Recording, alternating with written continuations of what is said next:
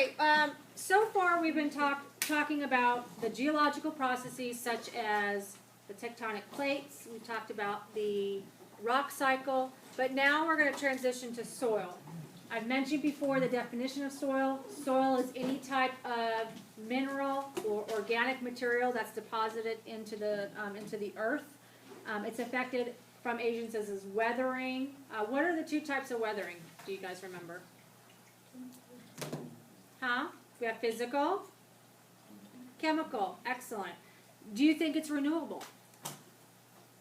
You guys remember what renewable means? Why do you think? Renewable? Is soil renewable? Chase, you said yes. You're nodding your head. Yes. Can you?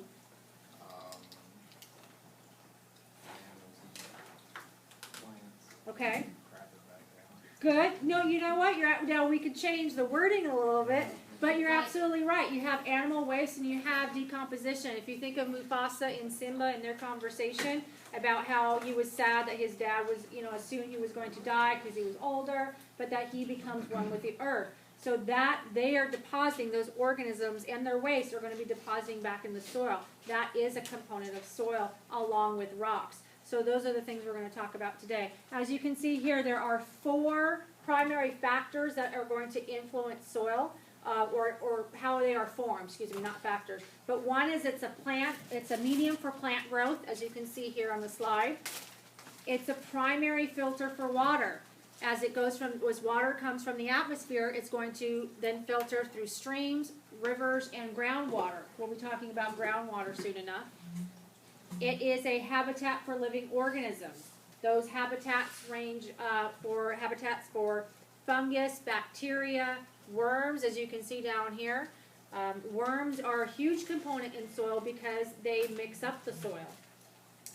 And you also have, they recycle the soil. So think of what detritus is. Does anybody know what detritus is? Kind of mentioned it before with Simba and Mufasa. Think back in biology. You have your primary consumer, your secondary, your tertiary, and then what do vultures do, huh? They're decomposers. Yeah, the detritus is that dead composition matter. Okay, you have detritivores. Those are the organisms that do that function, but detritus is that dead material. So those animals are going to be in that position to start breaking down stuff to recycle and get those nutrients. So that's number 3. And number 4, it's going to filter chemical compounds deposited by air pollution, house sewage.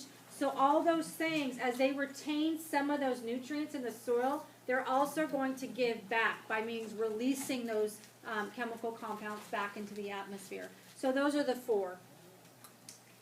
You have 2 directions of the formation of soil. Let's see how, the only thing I don't know how to do. Nope, that didn't work. This is going to be awkward.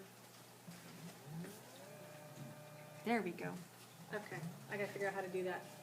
We have the formation of soil. These are the factors that are going to influence it. It ranges from your parent material that you needed to memorize. Okay, you have your B and your C.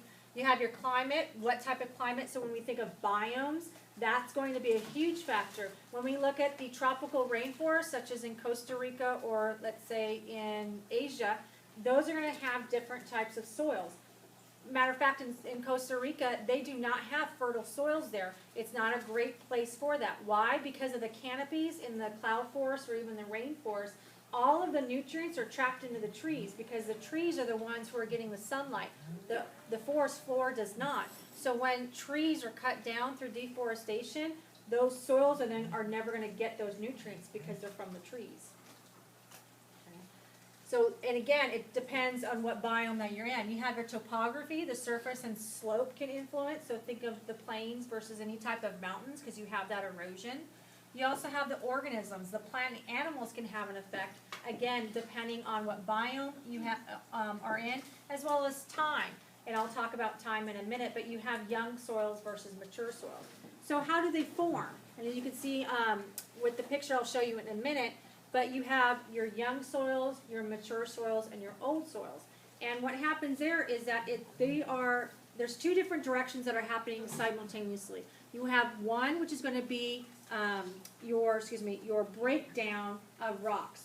That's your weathering process. So we talked about the rock cycle. It's very slow. It happens continuously through the weathering process, chemical and physical. And again, with that rock cycle, you're going to have different deposits. Okay, so that's one component. So that is the decomposition of the rocks. Now, how about your deposition of that soil? We've talked about it before. Chase, you had mentioned the waste as well as decomposition of the animals. Those two things, so you have your breakdown and your deposits, are going to be the components of soil. So it happens simultaneously. Those are the raw materials for soil. Your waste from animals as well as their decomposition of the animal itself. That's a raw material. You have young soil here.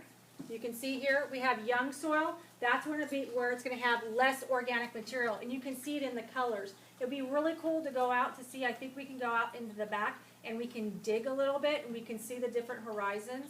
I'm not quite sure. We'll probably see more of a young soil and a mature soil down out back. But here you're not going to have as many deposits in that organic material or nutrients. Whereas when you go into your immature and your young soil, when you get to your mature soil, they have more of that organic material and the nutrients, the macronutrients we were talking about previously. Remember, those macronutrients could be from calcium to aluminum. You have iron, silicate. All those things are important in the soil. Then you have your really old soil. It's not pictured here, but factors that influence really old soil is when you have farming that is continuously happening on that soil. It's going to rip out those nutrients. And you're not going to have a big, this is why we do what's called crop rotation, is to keep that soil mature enough with those macronutrients that are needed. The other thing is that it leaches away. What does leaching mean? Think of the animal or the organism. What does leaching mean? Pulls it out of the soil. Yes, it's pulling it out of the soil. So when you think of your topsoil, your O and your A, okay? Now you have water, all this condensation. What can happen, and depending on the soil, it can leach away all those materials or all those nutrients. Okay, so that's leaching. And those two components together, whether it be farming or leaching, can influence it being in old soil. Okay. The last one I'll probably just hit tomorrow, but these are your horizons. Okay, and I'll hit that one tomorrow, but you should be familiar for these for the exam. O, I'll just again let you know, O is never on the exam. O is always a part of A, so when they talk about organic material or the most fertile or the most nutrient rich, it's going to be A. Okay, O is usually never even on the exam. And that is it. I can stop it. Did you say we did need to memorize the rock cycle? Yes.